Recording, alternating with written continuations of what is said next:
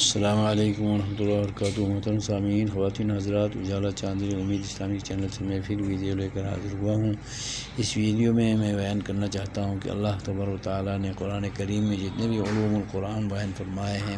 عقائد و احکام، تعلیمات اور ضروری رہنمائیاں جو انسانوں کے لیے رکھی ہیں، ان میں سے بالاختصار سورہ فاتحہ کے اندر علم الاحکام کو بیان فرمایا ہے، جو ایاک نعبد و ایاک نستعین کے مختصر جملوں میں مضمر ہیں، اور مختصراً